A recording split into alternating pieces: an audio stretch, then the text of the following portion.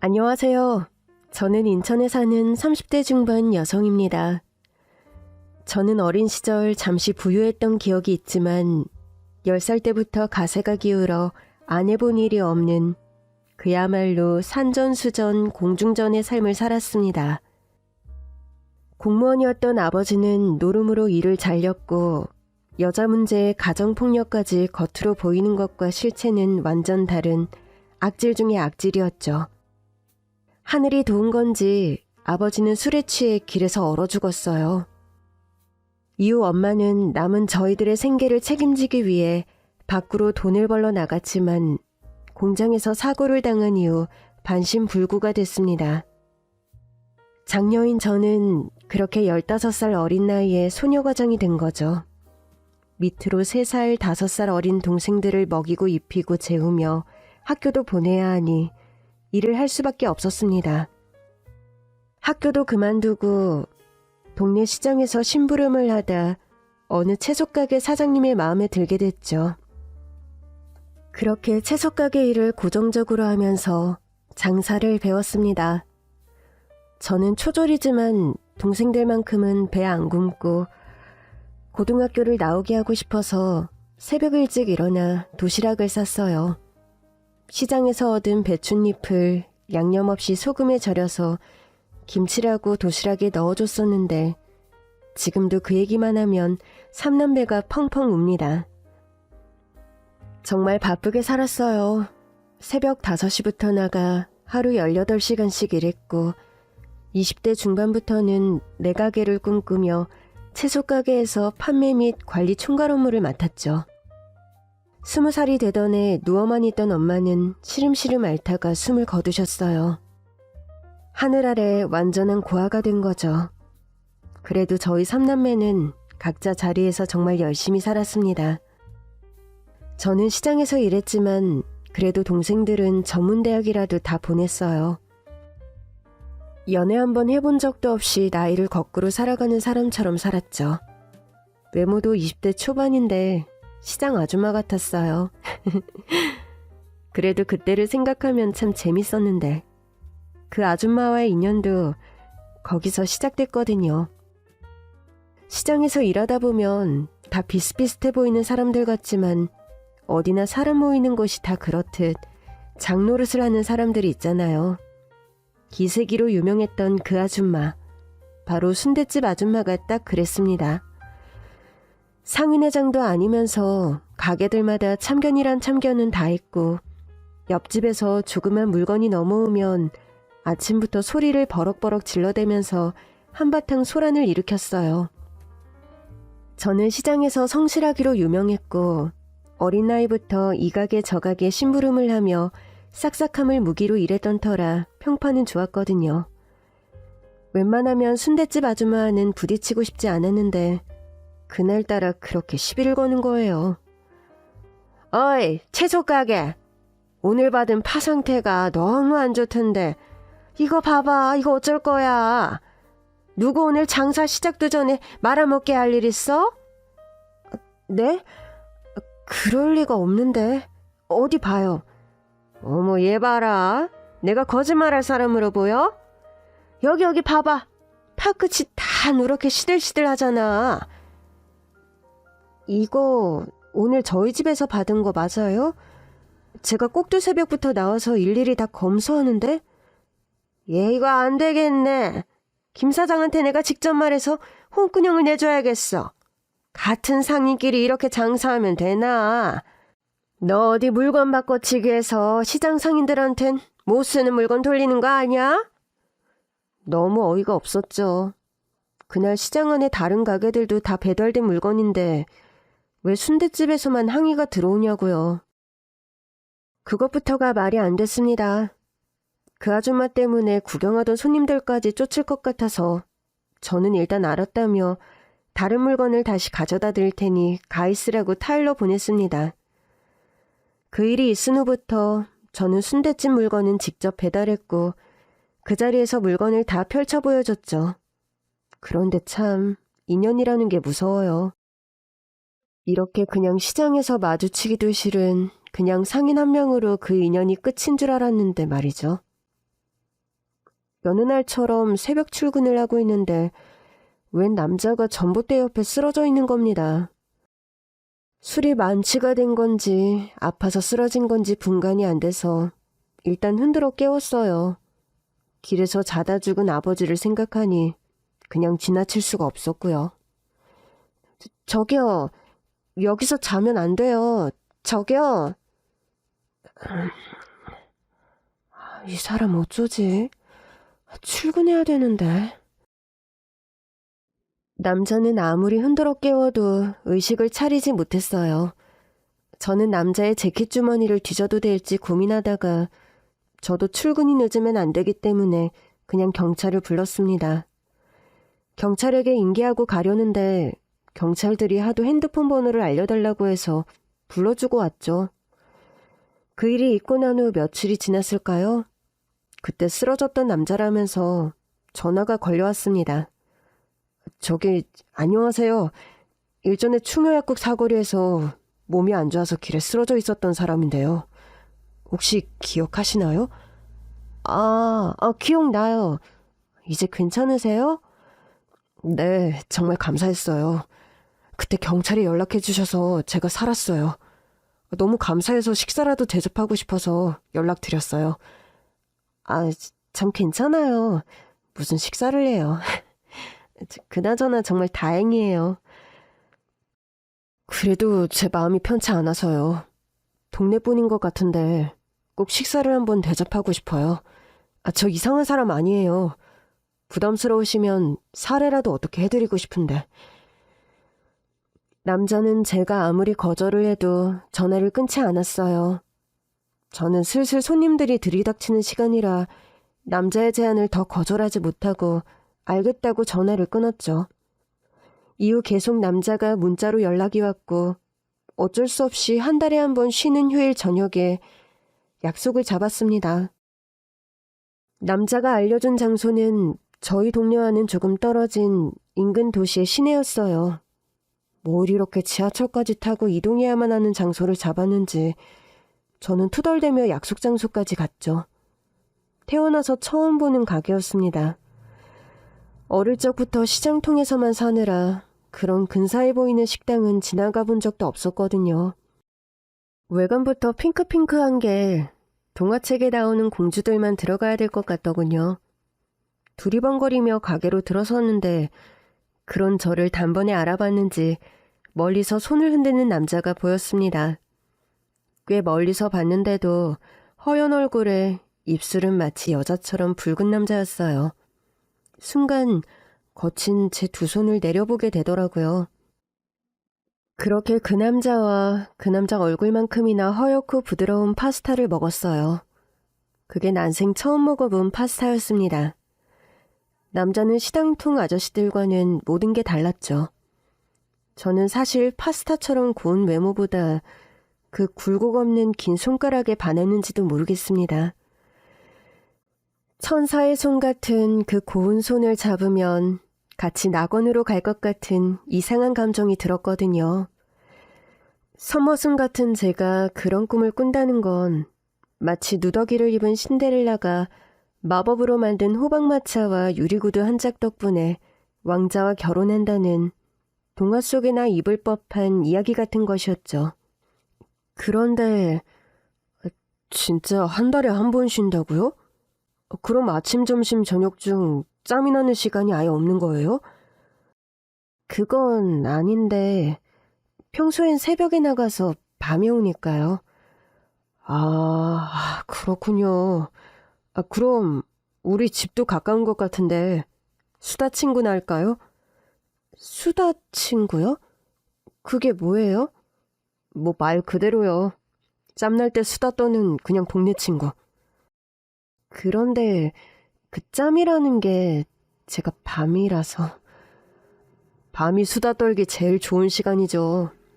피곤한 하루를 끝내고 하루 종일 겪은 일들 씹고 욕하고 그렇게 털어내기? 오케이? 그렇긴 하네요. 괜찮죠? 동네 사람들 잘 안 가는 편의점 하나 있어요. 그 앞에 파라솔이 근사하게 잘 돼 있거든요. 요즘처럼 선선한 날씨엔 딱 좋아요. 아, 저 거기 어딘지 알 것 같은데. 시장에서 역으로 가는 지름길 골목 삼거리에 있는 큰 편의점이죠? 오, 완전 통했네. 거기 규모는 좀 있어도 우리 동네 사람들은 거의 잘 모르는데 신기하네요. 우리 오가다 본 적도 있었겠어요? 그렇게 그 남자와 저는 틈날 때마다 퇴근길에 만나 캔맥주를 마시며 수다를 떠는 친구가 됐어요. 저는 남들에게 잘 말하지 못했던 가정사를 그 남자에게 다 털어놓았죠. 가방끈도 짧아 친구도 없던 제게 그는 아무도 모르게 숨겨둔 나만의 오아시스 같은 사람이었습니다. 반면 남자는 공부를 오래 했지만 공무원 시험에 여러 번 낙방했다고 했어요. 그래서 이제 다른 길을 찾고 있는데 그것도 여의치 않다며 힘들어했었죠.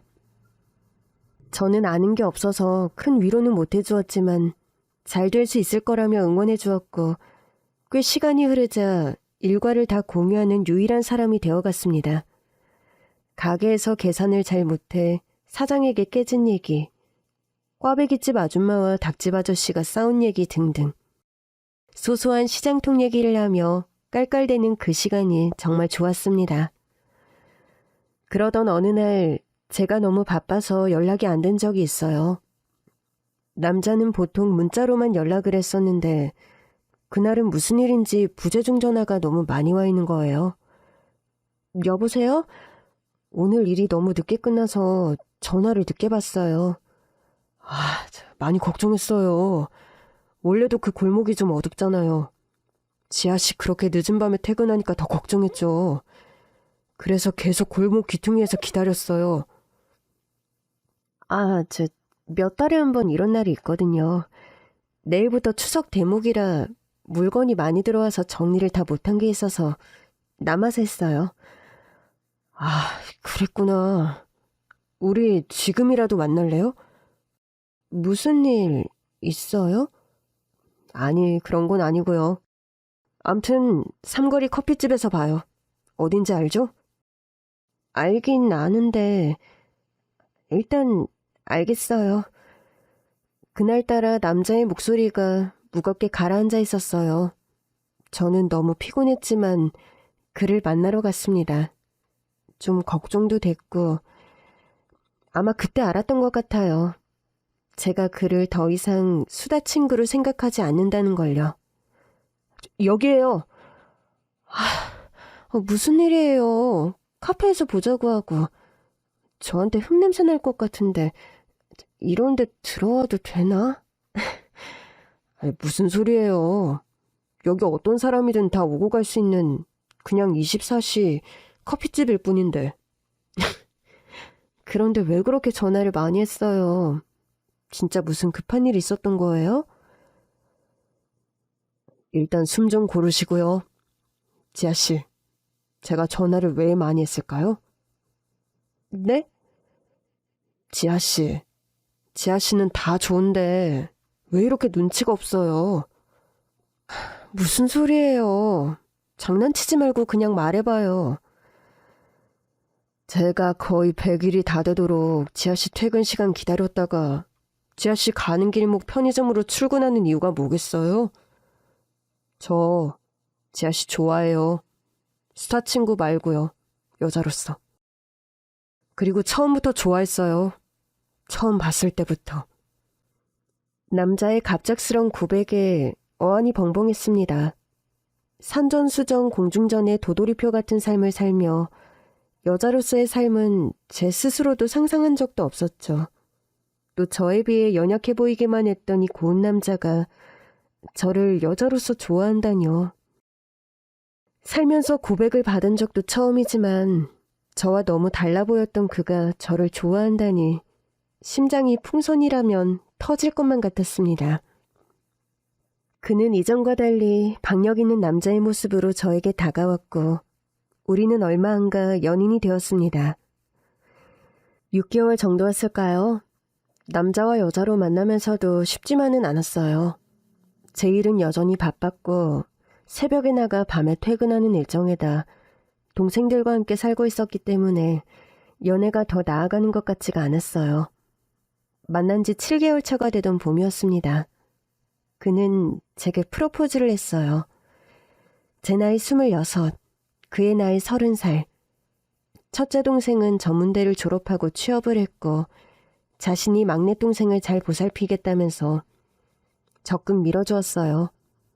저는 아직 어린 동생들을 두고 시집을 간다는 게 정말 자신이 없었지만 이 남자를 놓치면 제 인생에서 남자는 다신 없을 거라는 막연한 두려움과 무엇보다 그를 사랑하는 마음이 너무 컸던 것 같아요. 그렇게 그의 손에 이끌려 찾아간 예비시댁은 생각보다 으리으리했습니다. 우리 동네에 이렇게 근사한 단독주택이 있는지도 몰랐죠. 오래돼 보이는 단층의 단독주택이었지만 근사한 소나무가 담 밖으로 높게 솟아올라 있었고 잔디가 깔린 꽤 넓은 마당, 고풍스러운 분위기의 인테리어까지 왠지 모를 위화감이 느껴졌습니다. 그런데 집으로 들어가 마주친 그의 어머니가 글쎄 제가 아는 사람이었습니다. 아니, 너는 네가 어떻게 여길 어떻게 아주머니가 여기에 계세요? 야 이놈아, 네가 말한 착하고 생활력 강하고 예쁘다는 애가 얘였냐? 아이고 말도 안 돼. 어디서 이런 애를 데리고 와서는. 이 결혼 나는 절대 못 시킨다. 알고 보니 그의 어머니는 시장에서 저와 한번 한바탕 했던 순댓집 아줌마였어요. 그에게 어머니에 대해서는 딱히 들은 바가 없었는데 평범한 가정주부인 줄 알았던 그의 어머니가 그 억센 싸움꾼인 순댓집 아줌마라니 저는 배신감마저 느꼈습니다. 그는 저에게 일찍이 고백을 하고 싶었지만 자기 집에 대한 자신감이 없었다고 해요. 억센 홀어머니와 가진 것도 없는데 남을 업신여기며 철이 없는 동생하며 그렇게 하루 이틀 미루다 고백을 하지 못하고 정면 돌파를 선택했다는 건데 순댓집 아줌마, 그러니까 그의 엄마는 예상했듯 머리를 싸매고 반대했고 저희는 중내만에 하다 결국 결혼에 골인했습니다. 그 사이 많은 일이 있긴 했죠. 그렇게 저의 시월드가 시작됐어요. 시모가 된 순댓집 아줌마. 아니, 이제 시모라고 부를게요. 나중에 들은 얘기지만 시모는 제가 자신과 같은 삶을 살아온 게 싫었다고 해요. 어렸을 때부터 고생고생하고 동생들 걷어먹여 살리고 그래서 자기 공부도 못하고 어릴 때부터 이 가게 저 가게 다니며 일하는 저의 모습을 보면서 안쓰러운 적도 있었지만 자신의 어릴 적을 보는 것 같아서 더 보기 싫고 더 못되게 굴었대요. 시모의 그런 마음이 한편으론 이해가 갔습니다. 살아온 삶이 비슷해서인지 저희는 성격도 꽤나 비슷했어요. 음식 남기는 꼴은 못 보고 쓸데없는 소비는 절대 하지 않았죠. 같은 시장에서 일하다 보니 처음에는 말도 많았지만 시모는 제가 배라도 굶고 일할까봐 꼭 순댓집으로 와서 밥을 먹으라면서 소리를 빽 지르고 가곤 했어요. 요즘 말론 츤데레라고 할까요? 저도 그런 시모가 싫지 않았습니다. 제게도 드디어 지붕 같은 가족이 생겼다는 그 든든함이 뿌듯하기도 했고요. 그런데 그 행복이 짧을 줄 누가 알았겠어요. 몇 년 후 시동생이 결혼을 하면서 안정돼 가던 제 결혼 생활이 또 한 번 흔들리기 시작했습니다. 앞서 말했듯 시동생은 본인은 가진 게 없는데도 이상한 계급의식이 있는 사람이었어요. 순댓집을 하면서 재산을 크게 모은 시모만 믿고 온갖 소개팅은 다 하고 다니다가 웬 대학원생을 꿰어서 결혼을 한 건데요. 그 시동생의 그 와이프였습니다. 동서는 박사과정을 준비하고 있었거든요. 한마디로 저와 달리 배운 여자였죠. 저는 그런 동서가 멋있고 친해지고 싶었는데 동서는 아니었나 봐요. 시모가 함께 있을 때와 없을 때가 그야말로 천지 차이였습니다. 시모와 있을 때면 형님 하며 깍듯이 했고 과일 하나도 제가 깎지 못하게 했어요. 그런데 시모가 잠시 화장실만 가도 완전히 돌변했습니다. 처음엔 그 정도가 심하지 않았는데 날이 갈수록 더했어요.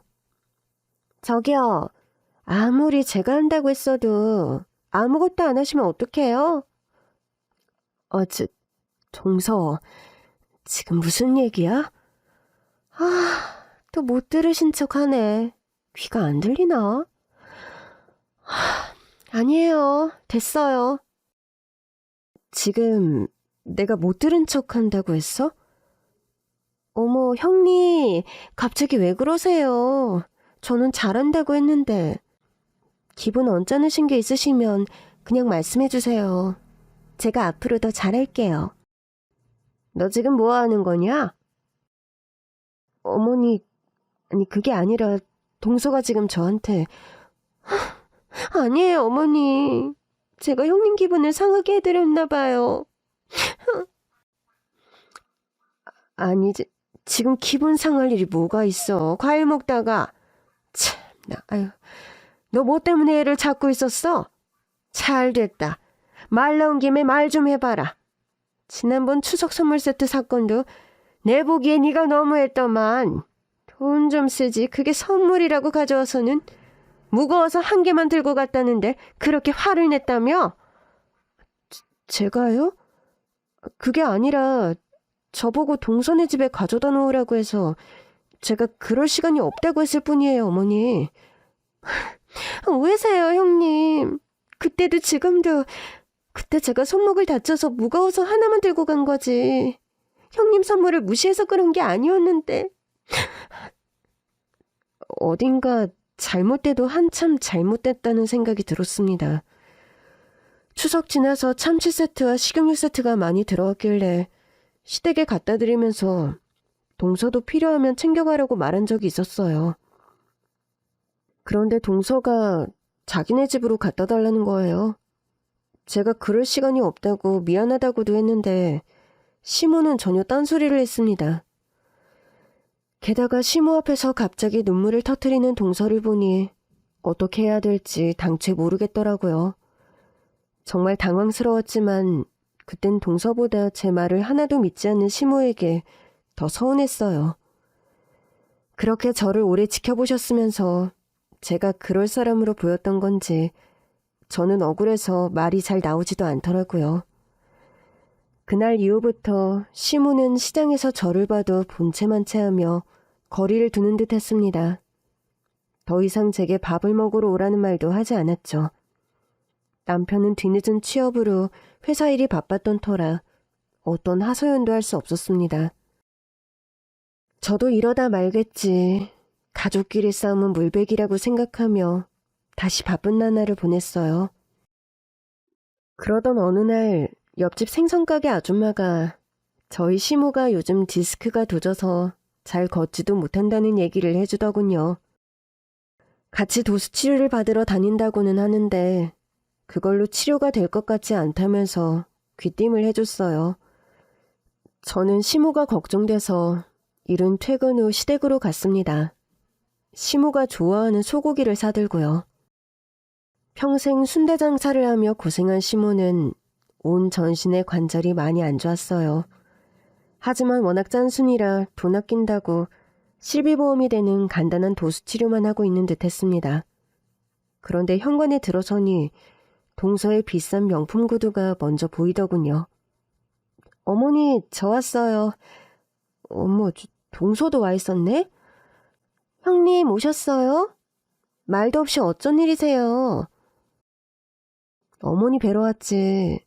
어머니, 소고기 좀 사왔어요. 제가 밥 좀 차릴까요? 식사하셨어요? 됐다. 누가 반긴다고 여기 왔냐? 또 싸우려거든 집에 가서 너 혼자 먹어라. 에이, 무슨 말씀을 그렇게 하세요. 냉장실에 일단 고기 넣어둘게요. 빨리 드셔야 해요. 그리고 옆집 방씨 아주머니한테 들었어요. 도수치료 다닌다면서요? 그거 아픈 거 오래돼서 큰 병원 한번 가보셔야 될 것 같은데. 그렇게 두면 나중에 못 걸으세요, 어머니. 할 짓 없는 여편네가 별소리를 다 짓거리고 다녔네. 얘, 내가 못 걷기를 바라는 거냐? 그리고 네가 돈 벌어서 데리고 가는 것도 아니면서 누구 등골 빼먹으려고 생각해주는 척이야. 생각해주는 척이긴. 어머니, 무슨 말을 그렇게 하세요. 저 너무 서운해요. 내가 더 서운하다. 남들은 맏며느리가 건강검진도 예약해주고 주말이면 외곽에 가서 꽃구경도 하고 1등급 소고기도 사준다는데 시장 불고기 봉다리 털렁 하나 들고 와서는 고작 하는 말이 그거냐? 어머니, 저도 한다고 하는데. 형님, 이제 너무 걱정하지 마세요. 제가 병원 모시고 가기로 했어요. 그리고 어머니, 저희가 이제 모시려고요. 어머니 이제 연세도 있으신데 이 큰 집에 혼자 두시기도 그렇고. 특히 국밥집은 그만하셨으면 좋겠어요. 예, 가게는 계속 한다니까. 나 아직 쓸만해. 어머니, 안 돼요. 그래서 더 아프신 거라니까요. 형편이 어려운 것도 아니고 순대를 왜 팔아요. 이제 그만하세요. 일단 내일 병원 다녀와서 그 일랑 같이 다시 얘기해요. 갑자기 합가라니. 동서는 형님 댁인 우리 부부와는 아무런 상의도 없이 자기네가 시무를 모시고 살겠다고 선포했어요. 그러면서 시무의 유일한 낙이자 삶 그 자체인 순대집도 그만하게 하겠다면서 시무와 장난스럽게 툭탁거리더군요. 시무의 눈에서도 꿀이 떨어졌죠.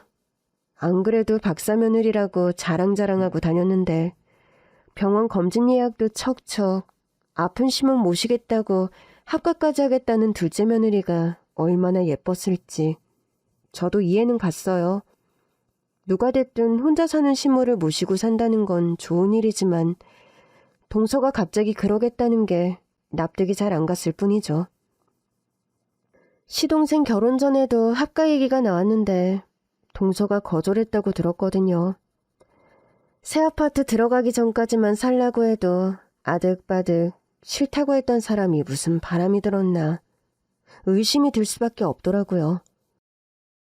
시모는 일찍 남편과 사별하고 풀빵 장사부터 시작해서 포장마차, 식당 주방일 등 안 해본 일 없이 열심히 살았다고 해요. 동네 사람 말 듣고 했던 작은 땅 투자가 잘 돼서 목돈을 벌게 된 이후 점점 가게를 늘려가며 순댓국 장사만 25년을 했죠. 시모가 알부자라는 얘긴 들었지만 제 예상보다 재산이 더 많았어요. 저는 주변에서 시집 잘 갔다는 얘기를 들어도 내 재산이라고 생각해 본 적이 없었어요. 당시 60도 안 된 시모가 혼자 외롭게 사는 게 안타까웠을 뿐이죠. 저는 머리가 복잡했지만 한편으론 동서의 행동이 저의 오해일 수도 있다는 생각에 남편에게도 싫은 내색 한번 하지 않았어요. 시동생네는 빠르게 일을 진행시켰고 이삿날도 잡혔죠. 그런데 얼마 안 있어 시모가 갑자기 제가 일하는 채소가게로 씩씩대며 찾아왔습니다. 너 뭐라고 했길래 둘째가 아침부터 또 울고불고 난리인 거냐? 너는 대체 뭐가 그렇게 마음에 안 들어서 어린 동서한테 그렇게 못되게 굴어? 어디서 못된 것만 배워가지고 못 배운 안을 거기서 푸는 거야 뭐야? 어머니 지금 무슨 소리세요? 동서가 또 뭐라고 했어요? 아니 걔네가 살던 집 전세가 안 나가서 당장 양쪽 집 살림하게 됐으니 부동산 왔다 갔다 하는 것 좀 신경 써달라고 부탁했다며. 그게 그렇게 힘들디? 형님이 돼서는. 어머니 저나 그이나 일하는 사람인데 어떻게 일일이 그걸 신경 써요. 심지어 우리 동네도 아니잖아요. 동서도 놀고 있고요. 그리고 자기 집은 자기가 관리해야지. 그런 부탁을 하는 게 상식적으로 저는. 상식? 너는 상식이 있고 상식이 있는 애가 거의 빈손으로 시집 오지 않았어? 네가 평생 번 돈 니네 동생들 지금 사는 집 보증금으로 다 들어가 있고 아직도 둘째 동생은 대학생인데 등록금도 다 대주는 거지? 내가 장사만 30년이다. 내 눈 속이려 들어도 넌 안 돼 나한테. 어머, 얘기가 왜 거기로 튀세요? 지금 동서네 집 전세 내놓는 거 얘기하다가 왜 얘기가 거기로 튀어요? 어머니, 그리고 저 빈손으로 시집 오지 않았고요. 어머니 지금 사시는 집 가전제품도 다 오래돼서 제가 싹 바꿔드렸고 혼수도 다 최신으로 해왔고요. 그 일도 처음부터 취업이 됐던 것도 아니고 모아놓은 돈도 하나 없어서 최근까지 제가 벌어 생활했어요. 지금도 제가 더 벌고요. 얘 좀 봐라. 옳거니. 이게 네 속마음이지? 이렇게 생각해놓고 세상 날개 없는 천사처럼 야가 빠진 것. 옛말에 착한 척하는 게 더 나쁜 거라 그랬다. 이제야 본색을 드러내네. 내 이래서 그렇게 결혼을 반대한 거야.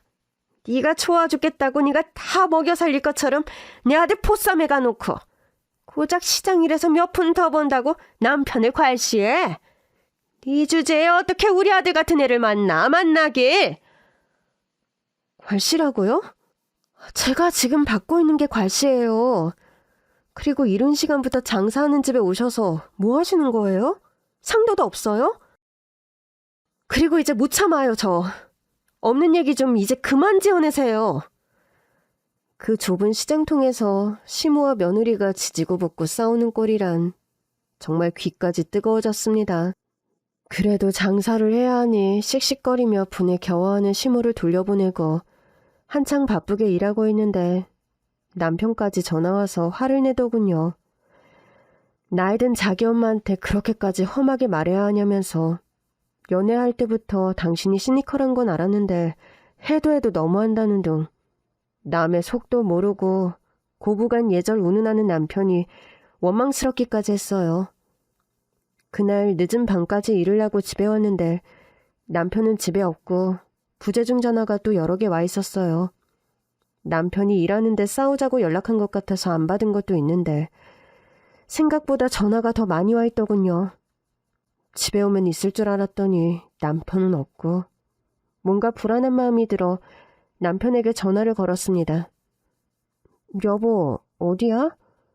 나 오늘 일 많아서 전화 늦게 받어. 야, 너 또 일 핑계지? 지긋지긋하다. 누가 들으면 나라님인 줄 알겠어. 세상에 네가 제일 바쁘지? 무슨 말을 그렇게 해. 그래서 지금 어딘데? 어머니 쓰러지셔서 집에 다 모였으니까 너도 빨리 와. 쪽팔려 죽겠다 나 지금. 너 때문에. 쓰러지셨다고? 갑자기 왜? 말 길게 시킬 정신이 있어? 참 대단한 며느리 나셨네. 빨리 오기나 해. 저와 낮에 싸운 것 때문에 혈압이 높아지신 건가? 어디가 어느 정도 아프시길래 이 밤에 모두 모인 거지? 저는 온갖 걱정을 하며 시댁으로 달려갔습니다. 다행인 건지 시모는 쓰레기 버리러 나가다가 누가 대문 앞 대리석 바닥에 버린 바나나 껍질에 밟고 미끄러졌다고 하더라고요. 허리를 삐끗한 것 같은데 병원에 가자고 해도 도통 얘기 듣지도 않고 제가 사과를 해야만 간다고 바득바득 우기고 계셨다고 해요. 바나나 껍질을 원망하는 게 아니라 다친 것도 모두 제 잘못이었던 거죠. 저와 싸워서 집에 일찍 와서 그런 일이 생겼다나. 어안이 벙벙했습니다. 저를 무시하던 시동생은 제게 한 소리 할 줄 알았는데 그날따라 고개를 푹 숙이고 있었고 동서는 시모가 다친 것이 되레 신나 보이더군요. 누워있는 시모의 팔다리를 주무르며 온갖 알랑방귀를 다 뀌고 있었습니다. 저는 어쩔 수 없이 시모에게 무릎을 꿇고 사과했고 다음날 병원에 가는 것으로 설득시켰어요. 시모에게 미안해하는 남편 때문에 저는 그날 그 집에서 자며 시모의 수발을 들게 됐죠. 동서도 질세라 자고 가겠다고 해서 그날 밤은 모두 한 집에서 자게 됐습니다. 특히 굳이 안 그래도 되는데 동서와 저는 시모를 가운데 두고 잤어요. 시모는 아픈 기색 없이 드르렁드르렁 코를 골며 금방 잠이 들었고 늦게까지 어디론가 그렇게 문자를 하던 동서도 피곤은 했는지 코를 골며 잠을 자더군요. 저는 이른 새벽에 또 나가야 했지만 잠이 오지 않았어요. 뭔가 늘 우여곡절이 많던 제 삶이 다시 또 산으로 가는 듯한 기분이 들면서 서럽기도 했고요. 이런저런 생각을 하다 옅은 잠이 들었는데 동서의 핸드폰 진동이 계속 울리더라고요. 잘못 설정된 알람인가 해서 대신 끄려는데 이상한 문자가 미리 보기로 언뜻 보였습니다. 너희 CM이 어쩌고 써있는데 욕도 섞인 것 같았고요. 저는 기분이 왠지 찝찝해서 동서의 핸드폰을 들고 거실로 나갔어요. 남의 폰을 그렇게 보면 안 되는데 여자들만 느낀다는 그 묘한 촉 있잖아요. 동서는 의외로 폰이 잠겨져 있지도 않더군요. 그래서 문자 내역을 눌러보는데 한 사람과 유독 긴 대화를 했더라고요. 대화창도 상단에 고정이 돼 있었습니다. 그런데 그 문자 내용이 정말 놀라웠어요. 우리 CM이 뒤지면 수십억은 생길걸? 와, 진짜 알짜배기였네. 순대 냄새만 맡으면 어쩌나 걱정했는데. 우리 그 돈 생기면 이제 뭐부터 해야 돼? 리스트 짜놔야겠다. 아, 어떡해. 나 잠 안 와. 두근두근. 저는 동서와 웬 남자가 주고받은 문자를 보고 하마터면 꽥 하고 소리를 지를 뻔했어요. 시모의 사고가 단순히 남이 버린 바나나 껍질에 미끄러진 줄 알았는데 알고 보니 동서가 일부러 대문 밖에 물을 뿌려서 살얼음을 얼게 했던 겁니다. 마지막 문자 내용을 보니 결국 시모가 좀비처럼 살아났다면서 명줄도 길다고 투덜대기까지 했더군요. 다음 계획을 짜자며 의기투합하는 두 악마의 대화를 보고 있자니 저는 어디서 어디까지 계획된 건지 무섭기까지 했어요. 그 계획에 우리 가족 전체가 있을 수도 있다는 생각도 들었고요. 사람을 죽여가면서까지 재산을 탐하는 사람이라면 위로 형님네가 있다는 게 또 얼마나 눈에 가시였겠어요? 이번에 시동생네가 시댁으로 들어와 산다고 했을 때는 잘난 척하는 시동생까지 합세해서 결정한 거라고 생각했는데 이렇게 동서에게 상관함까지 있는 걸 보니 시동생도 속고 있다는 게 분명하다는 생각이 들었죠. 저는 일단 그날은 모두에게 모른 척하고 잤습니다. 그리고 다음날 오후 시동생에게 연락을 했어요. 그런데 그게 끝이 아니었어요. 시동생은 이 모든 비밀을 알고 있었던 겁니다. 심지어 동서의 파란만장한 과거도 모두 알고 있었는데 정말 놀랍기 그지없었습니다.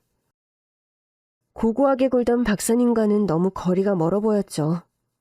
얘기인즉슨 동서는 시동생과 결혼하기 전부터 오랫동안 사귀던 남자가 있었지만 그 남자가 너무 가난한 집 장남이라 동거만 오래 했다는 거예요. 그러다 중절 수술만 여러 번, 나중엔 불임 판정까지 받고 자신을 먹여 살린 남자를 물색한 거였죠. 그러던 중 우연히 시장에서 떡볶이를 먹다가 순댓집 주인이 알부자라는 얘기를 듣고 시동생에게 계획적으로 접근을 했다는 거였습니다. 막장도 이런 막장이 없구나 학을 떼고 있는데 심지어 이번 시모의 사고도 처음이 아니었다는 겁니다. 지금부터 하나씩 열거를 해볼게요. 당뇨가 있는 시모에게 일부러 탄수화물과 단 음식을 많이 먹이는 것은 기본이었는데 그 방법도 참 치졸했어요. 달달한 커피를 좋아하던 시모에게 미국에 사는 친구가 선물했다며 설탕 없이 단맛이 나는 커피라고 속인 거예요. 그리고는 설탕을 때려 부은 커피를 계속 먹인 겁니다. 심지어 10병이나 직접 제조해서 시댁 냉장고를 한가득 채워놓고 쓰러지길 고사를 지낸 거죠. 아무것도 모르는 시모는 박사 며느리라 이렇게 신기한 물질을 미국에서 얻어왔다며 친구들도 안 주고 매일 몇 잔씩 혼자 먹었다고 해요. 얼마 전에 시모가 코로나로 죽다 살아났는데 알고 보니 그것도 동서가 일부러 코로나에 걸려와서는 시모에게 옮긴 거였어요. 평소 기관지와 폐가 안 좋던 시모는 코로나가 걸리기도 전에 순댓집을 자체 휴업할 정도로 감염에 신경 쓰던 사람이었거든요. 대체 어디서 걸렸나 했더니 그 예뻐하던 둘째 며느리였던 거죠. 당시 동서는 자긴 아니라고 발뺌을 했거든요. 저는 그제야 그 상간난 놈과 동서의 문자 전말을 이해할 수 있었어요. 그들이 시모를 좀비라고 표현했던 것도 납득이 가더군요. 시동생은 동서와 상간남 사이를 눈치채고 뒤를 밟던 중 황당하게도 다른 곳도 아닌 자신의 어머니 집 앞에서 이런 개수작을 부리는 두 사람을 목격한 거죠. 정말 간도 크지 않나요? 이후 시동생은 시모의 안전을 위해서 집안 곳곳에 몰래 CCTV를 설치해 두었고 그 안에는 시모가 시장을 간 틈을 노린 그들의 만행들이 고스란히 담겨 있었다고 해요. 더럽게도 시댁에서 그 짓까지 했다는 겁니다. 인간이라면 할 수 없는 짓 아닌가요?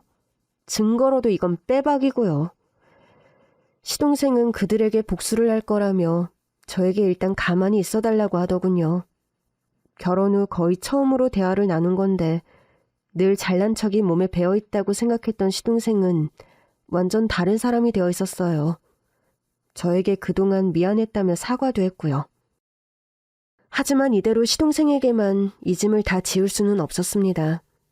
그래도 결혼해서 살던 아내인데 자신은 물론 자신의 어머니를 해하려 했다는 게 얼마나 충격이겠어요. 시동생은 이미 동서의 뒷조사를 하면서 자신을 완전히 속였다는 사실에 멘탈이 반은 나간 상태로 보였고요.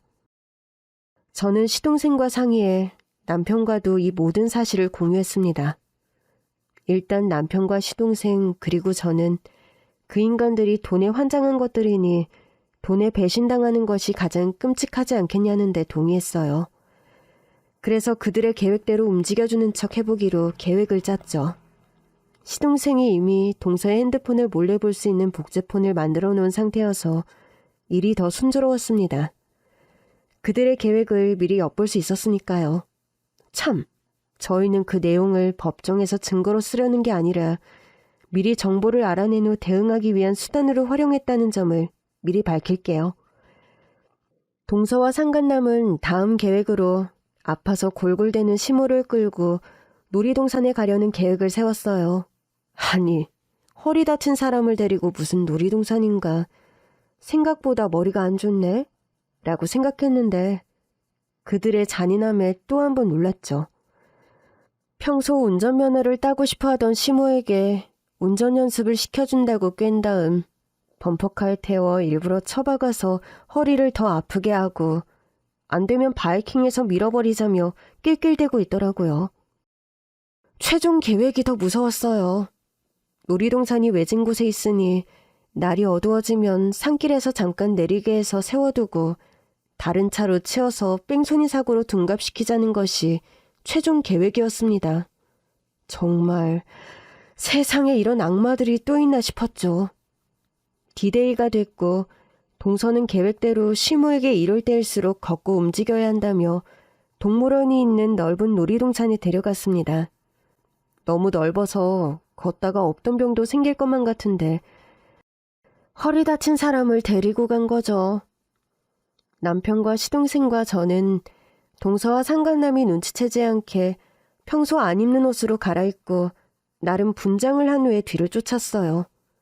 동서는 시모에게 달달한 아이스크림을 먹이면서 1차 계획인 범퍼카 앞에 줄 서 있더군요. 어머니, 평생 하니 차 한 대 없는 거라면서요? 이제 어머니도 세상 알아주는 사장님인데 멋있게 커리어우먼처럼 띠띠빵빵 운전하셔야죠. 그런데 저런 장난감 차로 운전 연습이 되는 게냐? 그럼요. 지금 당장 연습받기는 힘들고 허리도 아프고 공기 좋은 놀이동산 와서 재미로 타면서 운전 연습도 하는 거죠 뭐. 제가 가르쳐 드릴게요. 걱정 마세요. 박사과정을 밟는다는 여자가 그렇게 단순무식한 방법을 정말 실행할 거라곤 생각 안 했는데 정말 꾸역꾸역 행동에 옮기더군요.